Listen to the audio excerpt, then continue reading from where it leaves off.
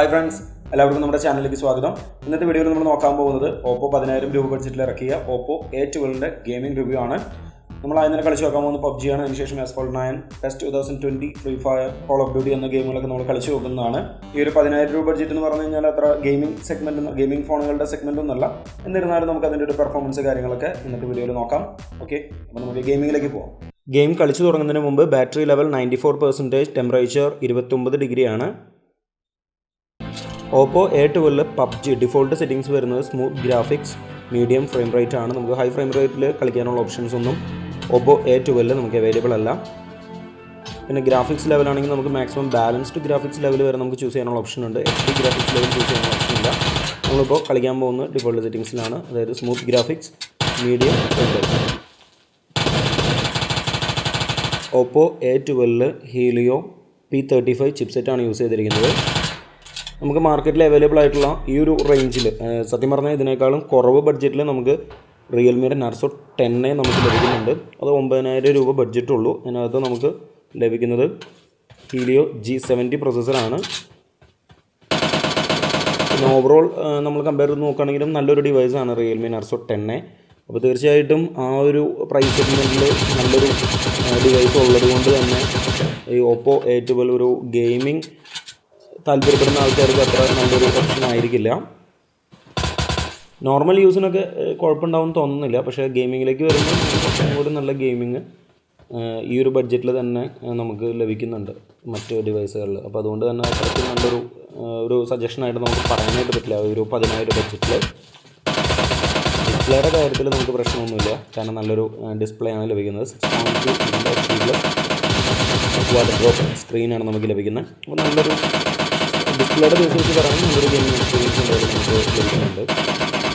പിന്നെ ബാറ്ററിയിലേക്ക് വരാണെങ്കിൽ ഒരു 5000 mAh battery ഉണ്ടെങ്കിൽ നമുക്ക് ഓക്കെ ആയിരുന്നു. പക്ഷേ ഇത് 4230 mAh ബാറ്ററിയാണ് നമുക്ക് Oppo A12 ലഭിക്കുന്നത്. അപ്പോൾ അവിടെ ഒരു ചെറിയൊരു കുറവ് എന്ന് നമുക്ക് പറയാനായിട്ട് പറ്റും. ഇപ്പോൾ നമ്മൾ ഗെയിം കളിക്കുമ്പോൾ വലിയ രീതിയിലുള്ള ലാഗൊന്നുമില്ല, പക്ഷേ നമുക്ക് ആ ഒരു ഗ്രാഫിക്സ് ക്വാളിറ്റി കാര്യങ്ങളൊക്കെ കുറച്ചും കൂടി നമുക്ക് കിട്ടേണ്ടതായിരുന്നു. ഒരു ബാലൻസ്ഡ് അല്ലെങ്കിൽ അതിന് എബോവ്, അതുപോലെ തന്നെ ഹൈ പ്രൈസസിൽ കളിക്കുന്ന ഓപ്ഷൻസ് നമുക്ക് അവൈലബിൾ ആയിരുന്നെങ്കിൽ കുറച്ചും കൂടി നല്ലൊരു ഡിവൈസായിട്ട് മാറിയേനെ. അത് നമുക്കിവിടെ ലഭിക്കുന്നില്ല. അപ്പോൾ ഒരു ആവറേജ് ഗെയിമിങ്ങിന് പറ്റിയൊരു ഫോണാണെന്ന് നമുക്ക് Oppo A12 പറയാനായിട്ട് സാധിക്കുള്ളൂ. ഇപ്പോൾ നമ്മൾ ഏകദേശം ഒരു 20 മിനിറ്റോളം നമ്മൾ ഗെയിം കളിച്ചു. ബാറ്ററി ലെവൽ 87% ആണ്. ചെറിയൊരു രീതിയിൽ ബാറ്ററി കൺസപ്ഷൻ സംഭവിച്ചിട്ടുണ്ട്. അതുപോലെ തന്നെ ടെമ്പറേച്ചർ 41 ഡിഗ്രിയാണ്. അത്യാവശ്യം നല്ലൊരു ഹീറ്റിങ്ങും നമുക്ക് Oppo A12 കാണാനായിട്ട് സാധിക്കുന്നുണ്ട്. റൂം ടെമ്പറേച്ചർ 28 ആണ്. ആ ഒരു സിറ്റുവേഷനിലാണ് ഇത്ര ഒരു ഹീറ്റിംഗ് കാണുന്നത്. ചെറിയൊരു രീതിയിലൊരു ഹീറ്റിംഗ് ഇഷ്യൂ നമുക്ക് തീർച്ചയായിട്ടും പറയേണ്ടത് തന്നെയാണ്. ഒരു 41 ഡിഗ്രി എന്ന് പറയുന്നത് കുറച്ച് ഹീറ്റിംഗ് എന്ന് തന്നെ നമുക്ക് പറയാനായിട്ട് സാധിക്കും. ഇനി നമ്മൾ കളിച്ച് നോക്കാൻ പോകുന്നത് Call of Duty എന്ന ഗെയിമാണ്. Call of Duty എന്ന ഗെയിം നമുക്ക് Oppo A12 ഒരുവിധം കുഴപ്പമില്ലാത്ത രീതിയിൽ കളിക്കാനായിട്ട് പറ്റുന്നുണ്ട്.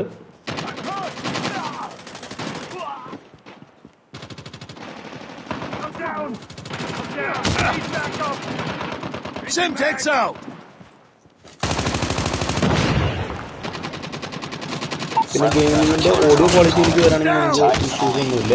ഒരുവിധം നല്ല ക്വാളിറ്റി കാര്യങ്ങളൊക്കെ നമുക്ക് ലഭിക്കുന്നുണ്ട്.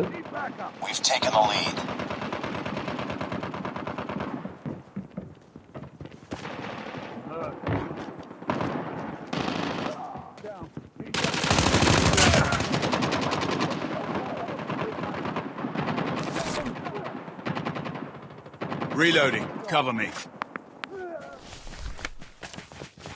Enemy in sight. Killer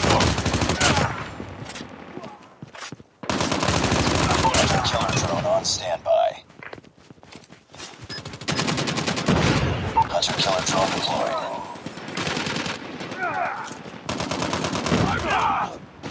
Down.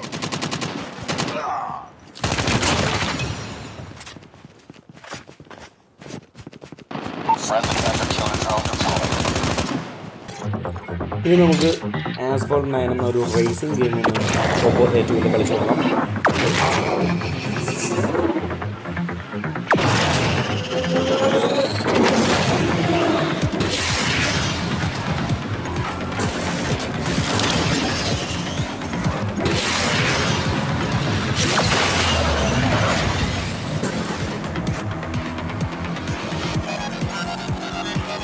നമുക്ക് Asphalt 9 ഒരു മീഡിയം ഗ്രാഫിക്സ് ലെവലിൽ നമുക്ക് Oppo A12 കളിക്കാനായിട്ട് സാധിക്കുന്നത്. അപ്പോൾ അവിടെയും നമുക്കൊരു എന്താ പറയുക, നമ്മൾ വിചാരിക്കുന്ന ഒരു ടോപ്പ് ലെവൽ പെർഫോമൻസ് ഒന്നും നമുക്ക് കാണാനായിട്ട് സാധിക്കുന്നില്ല. പക്ഷേ ഒരു ആവറേജ് ഗെയിമിങ്ങിന് പറ്റുന്ന ഒരു ഡിവൈസ് അത്രേ നമുക്ക് ഇവിടെ കാണാനായിട്ട് സാധിക്കുന്നുള്ളൂ.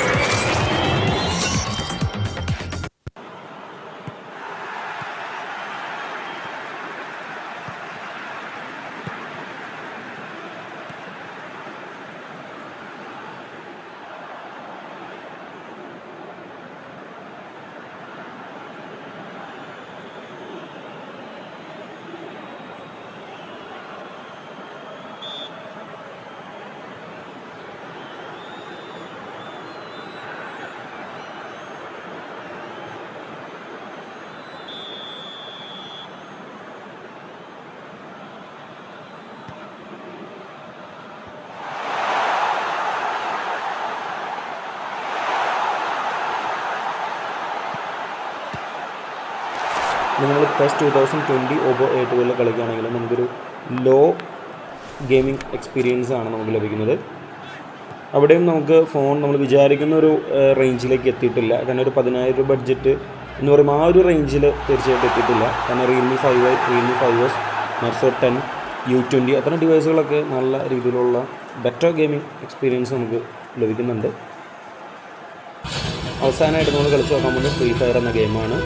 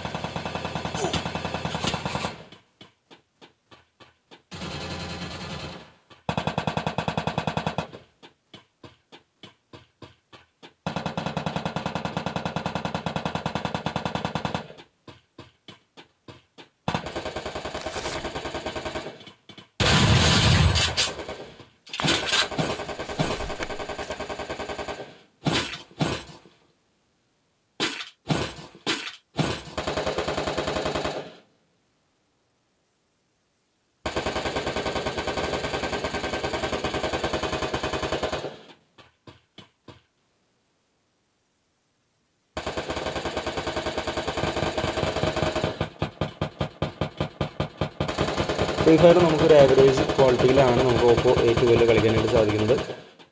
ആ ഒരു ഗ്രാഫിക്സ് ലെവലാണെങ്കിലും നമുക്കൊരു ആവറേജ് ലെവലാണ് ലഭിക്കുന്നത്.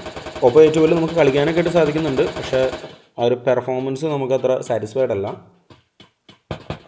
ഈ ഒരു 10,000 രൂപ ബഡ്ജറ്റിൽ ഇറങ്ങിയിരിക്കുന്ന Oppo A12 നമ്മൾ പ്രതീക്ഷിക്കുന്ന തരത്തിലുള്ളൊരു ഗെയിമിംഗ് പെർഫോമൻസ് ഇല്ല. ഓവറോൾ ഫോൺ നല്ല ഫോണൊക്കെ തന്നെയാണ്. അതുപോലെ തന്നെ ഗെയിം കളിക്കാനൊക്കെ പറ്റുന്നുണ്ട്. പക്ഷെ എന്നിരുന്നാലും ആ ഒരു പെർഫോമൻസ്, ആ ഒരു 10,000 രൂപയുടെ പെർഫോമൻസ് ഉണ്ടോ എന്നുള്ളത് തീർച്ചയായിട്ടും നമുക്ക് അംഗീകരിക്കാനായിട്ട് സാധിക്കില്ല. കാരണം നമുക്ക് Realme 5S, Narzo 10 അത്തരം ഫോണുകളിൽ നമുക്ക് ഈ പറയുന്ന പ്രൈസ് റേഞ്ചിൽ തന്നെ നമുക്ക് കുറച്ചും കൂടെ നല്ല ഗെയിമിംഗ് കിട്ടുന്നുണ്ട്. പിന്നെ ഓവറോളും ആ ഡിവൈസുകളൊക്കെ നല്ല ഡിവൈസുകൾ തന്നെയാണ്. അപ്പോൾ അതുകൊണ്ട് തന്നെ ഇത് മാർക്കറ്റിൽ അത്രയ്ക്ക് അങ്ങോട്ട് ആൾക്കാർ ഒരു ഗെയിമിംഗ് ഫോൺ എന്ന രീതിയിൽ ആക്സെപ്റ്റ് ചെയ്യാനുള്ള ഒരു പ്രോബിലിറ്റി കുറവാണ്. അപ്പോൾ ചാനൽ ഇഷ്ടമായെങ്കിൽ സബ്സ്ക്രൈബ് ചെയ്യണം, സപ്പോർട്ട് ചെയ്യണം. അടുത്ത വീഡിയോയുമായി നാളെ കാണാം.